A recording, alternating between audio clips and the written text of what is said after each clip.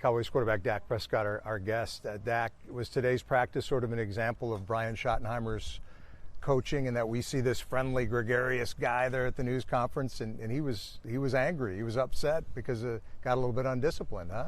Yeah, for sure. I mean, as you said, he had to put his stamp on it, and I think that was a good way of doing it because he is a fun coach. He's friendly, players coach. Some would say. But the standard is the standard, and that's something that he preaches a lot about. And so it's not, you can't just preach it, you got to act on it. I think that was a moment and a chance today for, something that he's talked about, is riding that line. Let's be competitive but not combative, and we crossed it a little bit today. And so to make sure that he put a stamp on it, and I think guys understood it. Not only the young guys and the guys fighting, but the leaders understanding that we've got to do something before it gets to Schotty. Dak, we talked to CD today, and he said people don't know two things: what it's like to be a quarterback of the Dallas Cowboys and what it's like to play for the Cowboys. Year 10 in the league for you, I've always respected the way that you're able to handle scrutiny, critique. Do you feel like because of your time in the league, you're able to handle that better? Because you seem to do a really good job of blocking all that stuff out.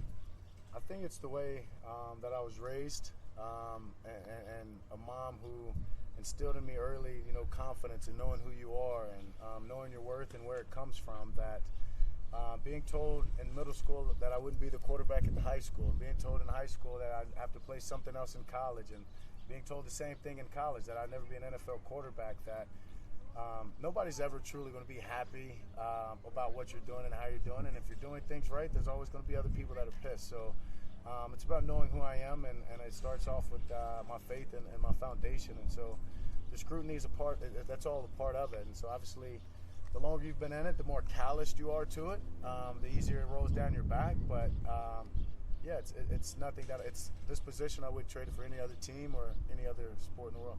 You follow us, obviously, but do you look at social media at all? I don't.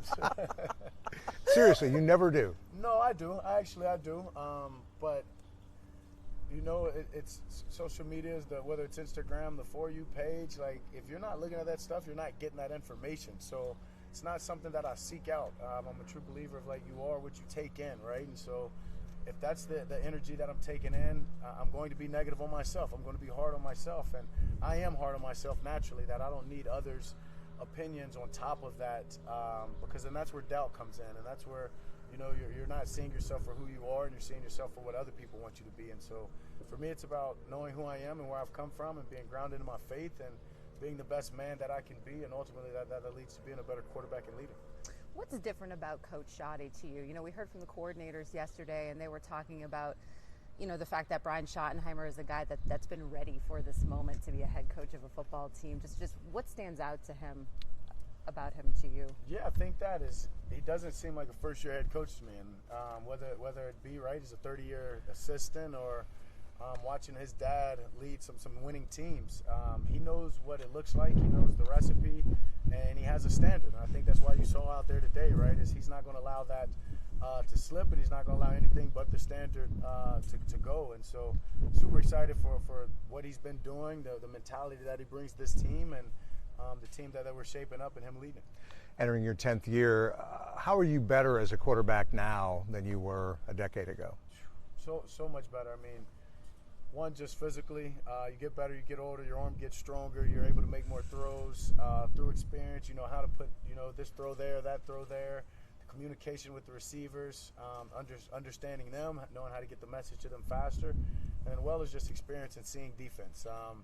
That's why I feel like most older quarterbacks are better, right? As you've seen more defense, you know what the disguises are. The defense can try to do that, but you have to do this, and it's fun. It's so much funner now being 10 years into this thing than it was early, and it was always fun, but it's not too much strenuous thinking. It's playing this game that I love, the way that I've always been taught to play it, and I feel young doing it.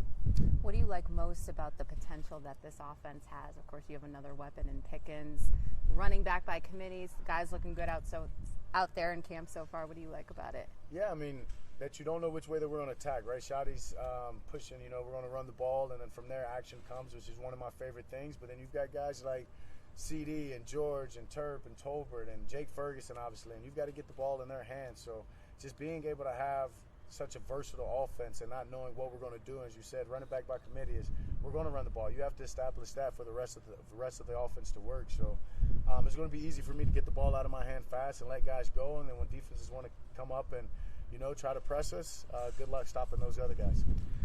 The Micah thing lingers. You have a different perspective than most in terms of you've kind of been there. What's it like to negotiate a contract with Jerry Jones? I mean, me personally, I've never negotiated it in the office. So you've never had the one-on-one conversation with him like Micah has? I have.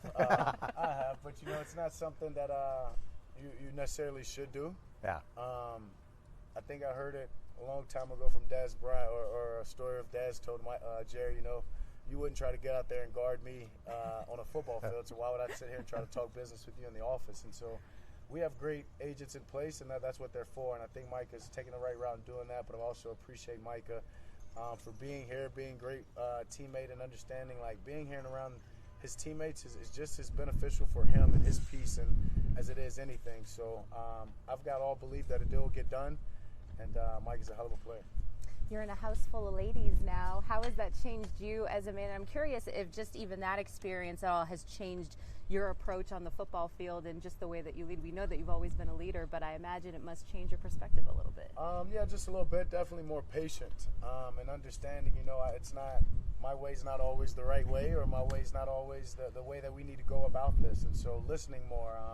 And those things definitely correlate in being a leader, getting on the football field, whether it's talking, to receivers about what they saw. And just understanding that, you're not always right, and and sometimes the right answer isn't the answer that needs to be said then. So, Mike knows about that. I say 2 daughters here too, had a wife. I know how often I'm not right, believe me. Yeah, I'm continuing to learn, and it's fun, and they humble me every day. All right, Dak. Good luck to you. Thanks for the time. Appreciate it. Always good to see you. Thanks.